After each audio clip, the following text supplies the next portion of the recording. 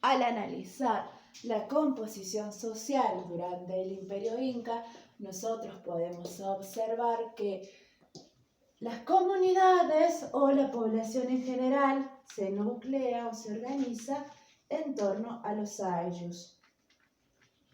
El ayllu es una unidad social, espacial, que permite la agrupación de personas vinculadas por un parentesco en común. Puede ser un mismo líder, un mismo cacique o curaca, que se tiene como referente y las personas que tienen un contacto en común con el curaca o con un antepasado se van a agrupar en lo que son los ayllus. Tengamos en cuenta entonces esa unidad para poder comprender la sociedad y la política. Dentro del ayllu nosotros decimos que quien preside es el curaca. El curaca es un líder o cacique que lleva a cabo el orden social dentro del ayllu. También es el que va a presidir el culto de los dioses dentro de la comunidad. Porque no solo hay dioses a nivel imperial, o sea, impuestos desde el imperio hacia las comunidades, sino que también, y esto va a ser un rasgo bastante interesante, que los emperadores incaicos han permitido el culto local o la permanencia de dioses locales dentro de los ayllus. Solamente han agregado los dioses propios del imperio. Nosotros hablamos entonces de un curaca que preside también. Vamos a hablar de una comunidad compuesta por Atunruna, que también se los conoce como mitayos. ¿Sí? Los mitayos son miembros de la comunidad, varones en gran parte, que van a cumplir servicios a la comunidad, ya sea al ayllu, pero también servicios al imperio inca. Las comunidades que son anexadas por medio de alianzas o de batallas formarán parte de este tributo que exige el emperador. Entonces tenemos los Atunruna, que son mitayos, cumplen tareas domésticas y también de servicio público, porque recuerdan ustedes que la construcción de caminos, el trabajo en las tierras del Inca y de los sacerdotes forma parte de esta tarea. Hablamos entonces de una composición social dentro del ayllu. En él habitan mujeres, niños, varones, jóvenes y adultos que van a servir para el tributo, para la mita. Bueno, esto es lo que nosotros hablamos de la composición social dentro del ayllu. Si nosotros subimos un poquito más, vamos a encontrarnos con lo que son los comerciantes y artesanos. Luego nos vamos a encontrar con una burocracia. Y finalmente con una nobleza. Dentro de la nobleza nosotros podemos distinguir al Zapa Inca o al emperador. También tenemos a la nobleza y a los sacerdotes.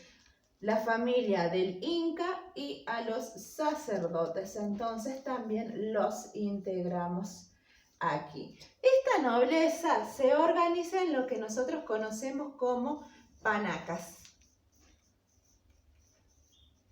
Expliquemos mejor el tema. Nosotros hablamos de los comerciantes y artesanos como personas que llevan a cabo no solo el intercambio entre los distintos pisos ecológicos, sino que también van a ser mensajeros, enviados, embajadores, si ustedes quieren como palabra más actual, del emperador. Estos comerciantes y artesanos se vinculan directamente con la nobleza porque ellos son los que van a intercambiar o a ofrecer plumas de aves exóticas, la plata para armar lo que es la joyería, algunas vasijas bastante interesantes que sirven para reforzar la posición social de la nobleza. Nosotros también nos encontramos con una burocracia, la definimos así porque vamos a hacer referencia a los funcionarios que van a habitar, muchos de ellos en el palacio, y que también en ciertas etapas del año se van a dirigir hacia las distintas posesiones administradas por el imperio para controlar la economía y sobre todo el tributo o la mita. Vamos a explicarlo mejor ese tema en un ratito. Y luego hablamos de la nobleza, una nobleza encabezada por un Zapa Inca, que es un emperador, pero también por los sacerdotes y sus familias. La nobleza, las familias reales que vamos a encontrar en esta etapa se van a agrupar en las panacas. Las panacas son las familias nobles más importantes que se van a distinguir en todo el imperio. Nosotros tenemos en cuenta entonces esta organización social. ¿Cómo entender entonces el marco económico-político? Nosotros hablábamos de una mita. Y acá el Ayllu nos permite entender a nosotros la composición social más básica. También tenemos que hacer referencia a un último elemento, que son los yanaconas. Traten de recordar este nombre porque yanaconas, porque durante el Imperio Español van a ser muy importantes, van a ser piezas muy importantes. Los yanaconas son personas extraídas de estos ayllus. Son personas que en su niñez se extraen de la comunidad, desvinculándose totalmente con su parentesco.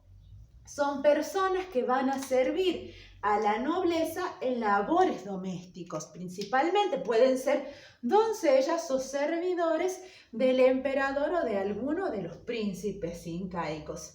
En ese sentido, entonces, nosotros hablamos de yanaconas como personas sin origen, personas que ya dejan de tener vínculos con sus ayllus para servir directamente a la nobleza. A la base de la sociedad que habita en los ayllus se les exige un tributo. Un tributo para la manutención del emperador, su familia y de los sacerdotes, es decir, de la persona que dirige el imperio y de aquellos que oran a los dioses para que favorezca al territorio. El tributo nosotros lo conocemos con el nombre de mita. En el caso incaico se conoce con el nombre de la mita. ¿Qué significa la mita? La mita es un servicio que deben prestar los miembros de la comunidad durante un periodo en el año. Estos servicios que se prestan obligatoriamente pueden ser en la construcción de obras públicas, yo les hablaba de caminos. Los tambos son un ejemplo de ello. También se van a encargar de cultivar las tierras tanto del curaca como las del emperador y de la nobleza de los sacerdotes. También vamos a tener los mitayos en el ejército, deben prestar servicio de armas. Medianamente este es el esquema que se puede comprender del imperio inca. Hablamos un poco de la sociedad, hablamos bastante de la economía y más o menos hemos esbozado unas líneas generales de la organización política.